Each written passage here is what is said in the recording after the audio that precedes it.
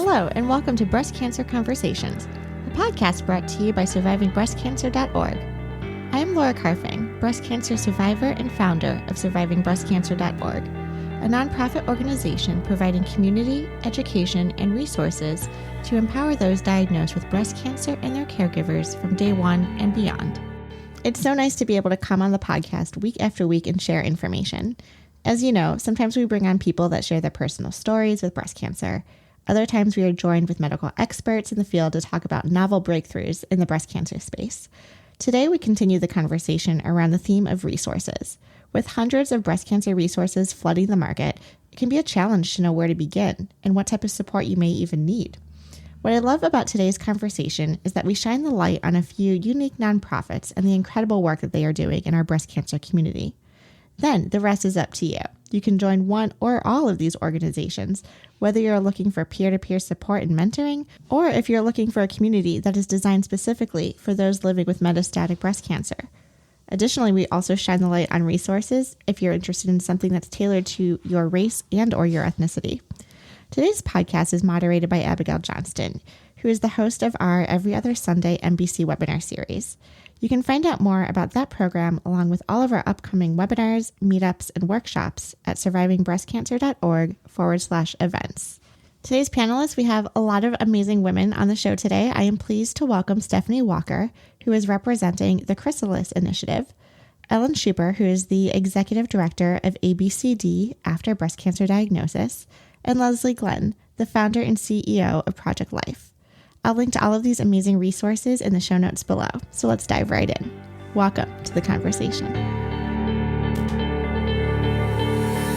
Talk about Chrysalis, which is a little bit different and focused on the experiences of women of color. So Stephanie, would you be able to talk about what makes Chrysalis unique, other than just Jamil started it and she's a unique, amazing person to begin with? But yes, tell us more about Chrysalis. Well, let me talk about Jamil. That's easier. No. Well, Jamil did start the Chrysalis Initiative, and Jamil Rivers herself is a metastatic breast cancer patient. She is de novo. She is a mom of children at home as well, married, and has a husband. She acts as a caregiver and as a patient herself, all in one. And she developed the Chrysalis Initiative. And basically, it is a coaching program that is unique, and it provides the social and navigation support, along with evidence-based guidelines that ensure quality, comprehensive breast cancer care. Some is that she provides the care. She gets referrals, first of all, from caregivers, or she gets referrals from medical centers, or the patients call them themselves, and she provides or either links up a patient, such as most of the other nonprofits do, with a mentor, and that helps steer them through the cancer journey that no one really wanted tickets to take. So with this, and it's different. Sometimes the patients that are referred to her are kind of drop through holes in our medical system. They don't get the same care. They don't get the same anything. I found out this weekend, people just couldn't believe that was happening here in America at a race that I went to. Not that I ran, I walked it, but I participated. But it is different for Black women. And not only just, I can only speak to Black women. There's this same issue going on with patients of the Latinx background, Allen Pacific backgrounds, everybody that is different than being Anglo-Saxon white, have different, opinions or different treatments of care. So they kind of help you navigate through those cares and get the care that you need. They also help find the referrals that you need in your town or either otherwise. But basically trying to get Black women, men, I don't think she's had very many men, actually the comprehensive, the quality care that they need. is what the whole basis of it is. And also, she also has programs in which she teaches diversity, racial bias that, the healthcare professions have, trying to get them around that, through that, past that point. And because a lot of physicians don't really sometimes realize that they have that racial bias when dealing with a Black woman. That's just the way they were taught. So, I wish I could find somebody willing to support my thoughts of going in and grabbing medical students by the balls, literally, and teaching them, how to treat people that are different than they are when it comes to healthcare and with metastatic breast cancer. So I'll get off my soapbox for a little bit. Well, but thank you for that, Stephanie, because it is so different. I live in South Florida. There are a lot of people from South American countries here, and their experience is very different, a lot of times because they don't ask questions, right? In their culture, it's not acceptable to question a doctor. And I know, Stephanie, that can happen oftentimes in the African American or Caribbean communities. Mm-hmm. So you don't ask questions, or you don't know to ask questions. Right. That's the thing, we don't sometimes understand what's being told to us, so you also have the medical literacy issue as well. And not only that, as, literacy as a whole, especially living in a rural, poor, considered Black community. Yeah, it's so important to have organizations that are serving that population. I do understand that Chrysalis will serve anyone of any color, but it was founded to focus on the experience of the Black patient. I have been astonished to learn as well that doctors are often taught or believe that patients of color feel pain differently, i.e. that they don't feel pain the way that white patients feel it, which is just, it boggles my mind that these things are still happening in 2021. So if there's anybody at a medical school listening today, it sounds like Stephanie's willing to come in and have a conversation with the students. Maybe don't advertise that you'll grab their private parts, but at least get a hold of them. I will just kind of make sure that they understand the truth, the reality behind it all, and it has to be done. It has to start somewhere. You know what I mean? It really does. And when you're still having people come out into the profession that still believe those things, obviously they're being taught somewhere, somehow, because I was even told that while I watched a Black baby being circumcised, as I'm a nurse, being circumcised, and I remember the doctor saying, you don't have to put anything around he won't feel it. Yeah, so there was a come to Jesus meeting during that time. It's amazing to me that there are still those misconceptions. And I know, Natalia and Stephanie, you guys have probably talked to people also about participating in clinical trials. There's a lot more reluctance among the Latin community and people of color to participate in trials. And Leslie, I'm sure you can talk to the Native populations as well, that there is that also. Natalia, did you want to speak to that? Yeah, but I'm very strong about supporting the clinical trials.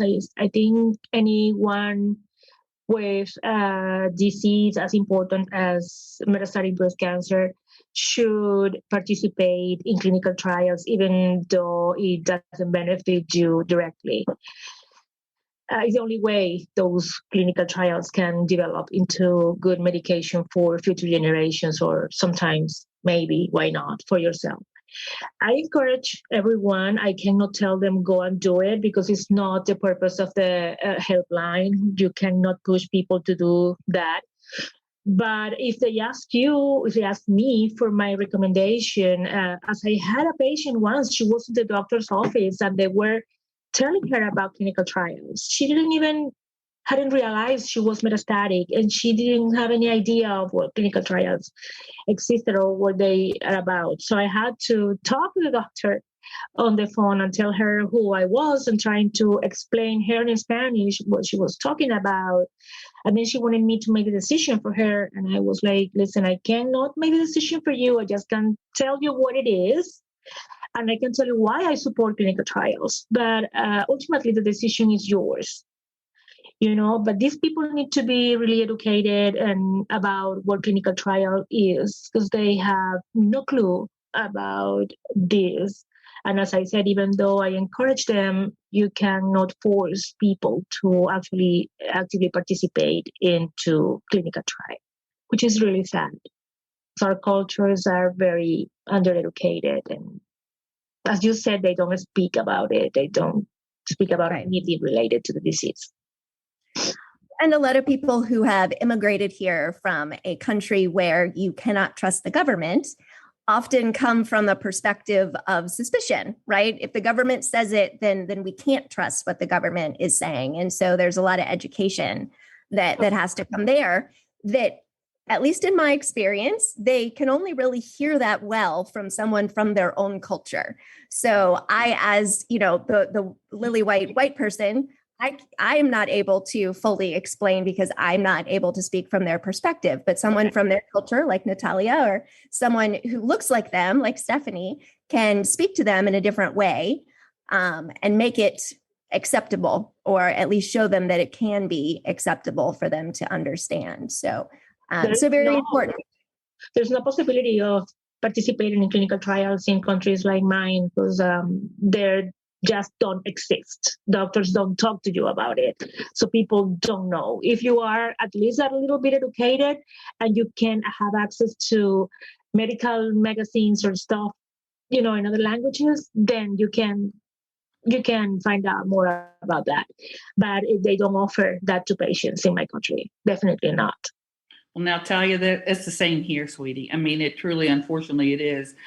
Being a nurse of 40 years as an RN and having some kind of little science knowledge, just a little bit, I wasn't even offered, a clinical trial, any information about it, nor a patient navigator. I had to navigate it by myself. So yeah, it's really, really sad. And I didn't go to a Jack in the Box cancer center either in the beginning. So it happens to us all. And I'm sorry to take up your time. Sorry. No, you're fine. But so important where there aren't these things talked about by the medical community. The doctors may not be presenting options. A peer can come in and say, have you thought about this? Or to help answer questions on a person-to-person basis so that the patients can go back to their doctors and ask good questions. So very important. So let's move a little bit away from the organizations where you're calling in and getting this information. Obviously, Chrysalis is a little more robust in terms of connecting people to individuals that have that medical knowledge. But I want to come to Ellen to talk about ABCD and how that organization has been serving early stage patients with mentors, matching them with mentors for quite some time now. Yeah, well, thank you for this discussion and thank you for the open dialogue, and I've also been following along on the chat on my other screen. So thank you to a number of you for sharing your points of view as well. So so ABCD was founded over 20 years ago. And we were founded, the vision for us was always about providing one-to-one emotional support for anyone impacted by breast cancer. And it was started by a broadcast journalist who used her platform to talk about breast cancer on live television. And really the beginnings of ABCD only went as far as her broadcast signal could go. So way back in the 90s, when we all got news that way. So we started as a local organization. We started with this, vision that while all of our services were always provided over the phone, it was really a local operation. And our founder, and continued through today, really believed in training for for breast cancer survivors to become what we call ABCD mentors. These are mostly women, we do have men as well, who have been vetted, interviewed, and then go through at least a 10-hour training session with our organization to become a mentor. Over time, our organization has grown and evolved, and we are also now a national organization. The internet has done wonderful things for all of our organizations in terms of making connections that, 10, 15 years ago just were harder to come by. And so we have about 250 trained mentors all over the United States, representing all different types of people. So, by age, we have 28 to about mid 80s is our oldest mentor right now, all different types of lifestyles that they're living, single, married, retired, working professionals, people who are consultants, people who have to travel out for work. We have all different stages in life. So people who are trying to, or who have challenges of fertility, people who are, knee deep in raising, all different age children. We have people who are becoming grandparents. And then we have all different stages of breast cancer diagnosis and all different treatments. And when I started with the organization about 4.5 years ago, we had a helpline also that was not being used. And when I did an assessment along with my staff about, what the landscape was, there were the LBBCs and there was Share. We didn't really need to be in this market because there were so many great organizations who were doing it. And the helpline was never what was core to it wasn't what we did best.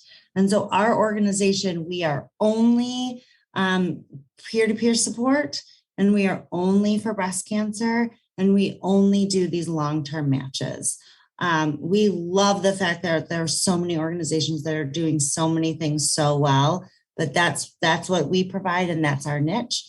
And we provide support for all stages of breast cancer, but our strongest niche is in the earlier stage diagnoses.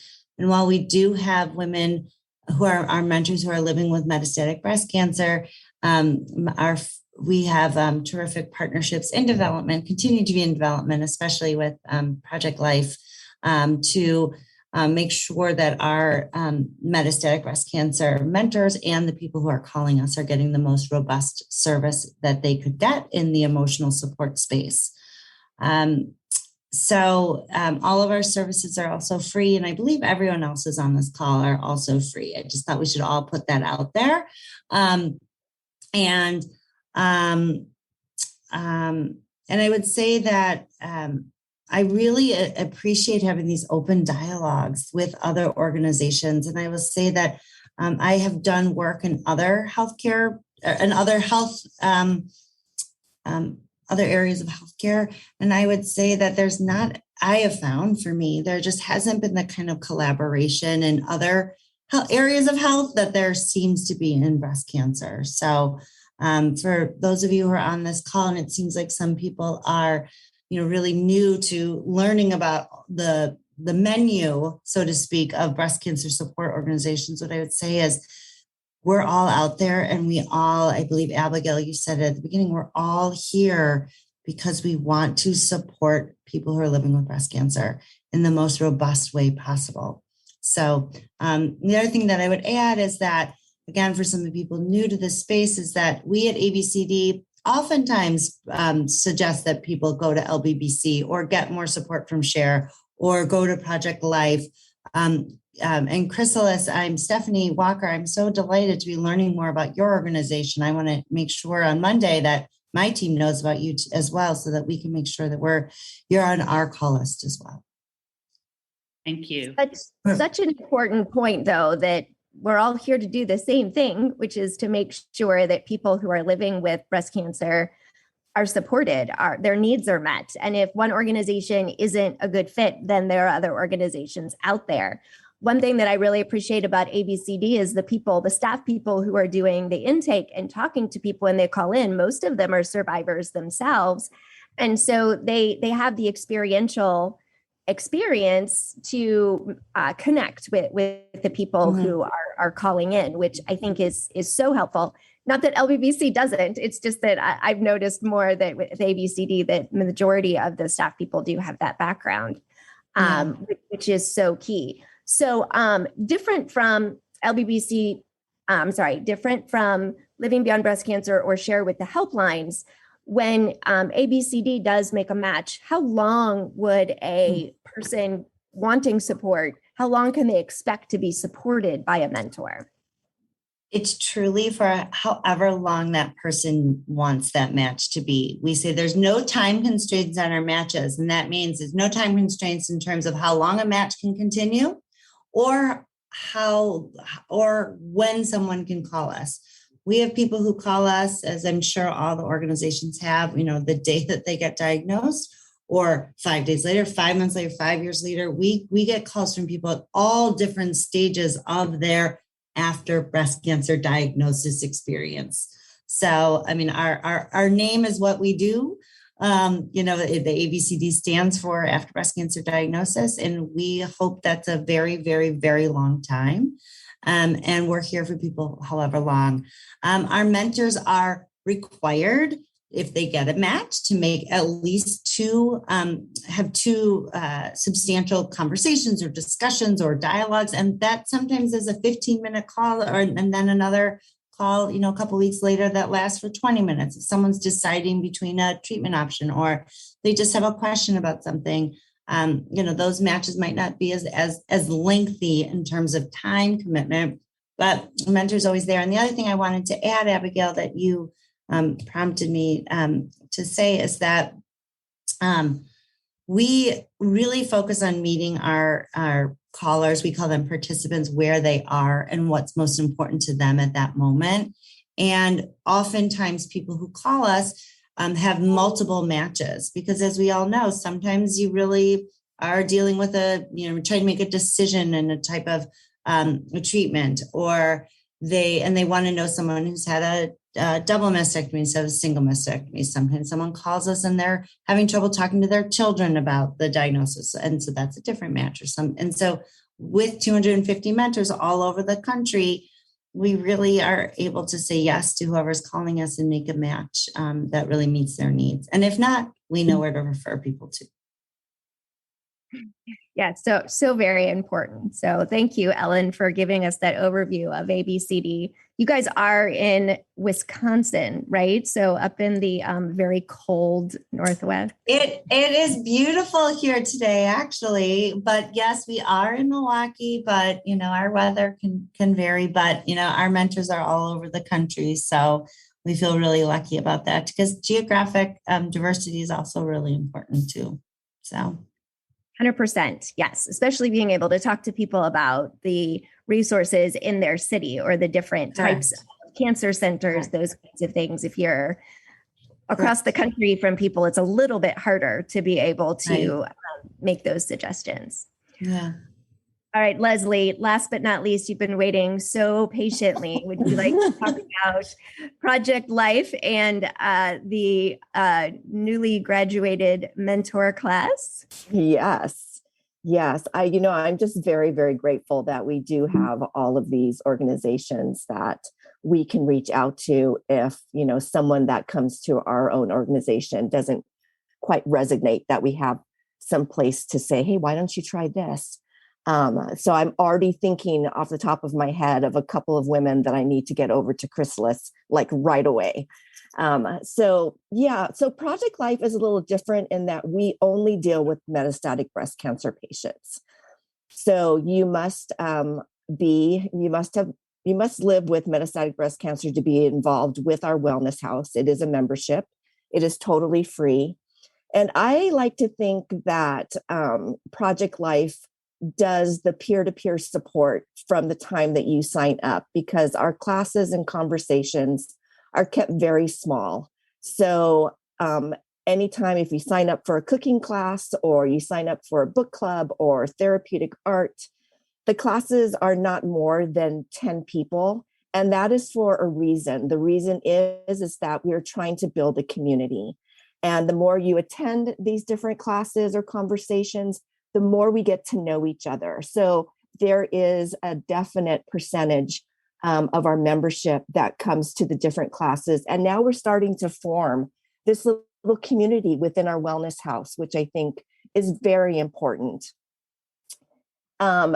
Another thing that we do that has been very successful are our healing circles, which we also keep very small. And it's basically it's a different type of model of support group, but it's also a place where it's a no judgment zone. You come and show up just as you are, and you're able to share from the depths of your heart, or you can just be present and not have to share it all. We give you the option of how much you want to share and how much you want to participate. All of our programs are 90% of my leadership team. We all live with MBC. So this really is a peer-driven organization. We, as the leadership, think of what are the topics that the MBC community wants to talk about, and then we put conversations together. And like Abigail was saying, we just graduated our first class of mentors. I think there's 12 of them. And they went through a month of training, and they are so very excited to get started. And they all live with metastatic breast cancer, so it'll all be peer-to-peer. But what's very important for us with our mentorship program is that our mentees are very important, but our mentors are very, very important. And so we spend a lot of time, and we will spend a lot of time pouring into our mentors, because while they're living with the disease, and then they're supporting those that are newly diagnosed or just needing some other support, we know that we need to keep our mentors' cups full. And so that is one of our number one priorities when our program is called Life, Living in Full Empowerment. And we will probably kick it off in the beginning of the year once our mentors, they need to do a couple more assignments. And, it was really important for us to share things like racial and cultural bias, and to train our mentors of what that means, and for them, our mentors, to be able to identify if they have any cultural or racial biases. And all of us do, whether we want to admit it or not. When you think about the people that you come across every single day, if it is predominantly white, then you might have a racial bias towards someone of a different color. So it's really important that we make sure that we cover all ground with our mentors, so that we are sure that our mentees are getting the best care and support possible. So we are a very new organization. We're like the newbie here on the block, but I'm super excited with what's coming down the pike for Project Life. And one thing I noticed with our first class too is that every single one of them had volunteered with many other organizations. And so I am sure that LBBC is well aware of every single one of the mentors. They participated in share programs as well. Some of them had gone through the training at ABCD. So we don't steal from anybody else's volunteers, but at the same time, they have all been active, or most of them have been active with other organizations. A couple of them are completely new, meaning that they really haven't gotten involved in mentoring yet. But, there are some really special people in the metastatic community.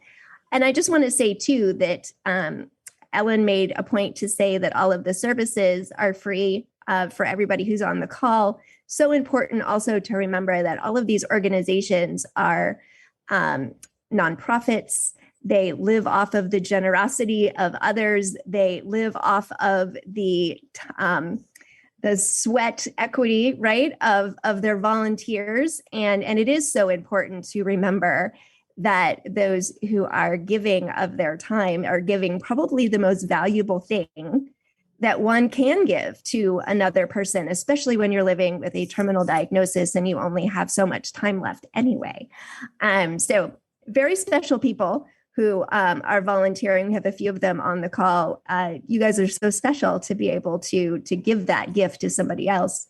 So true. Thank you all for taking the time to be on today's podcast. And, I think it really says a lot when all of us from all of our respective organizations can come together and really partner and be on this call, on this panel, and lift each other up and share each other's resources. We're all in this together. And thank you all for listening and tuning in week after week here on Breast Cancer Conversations.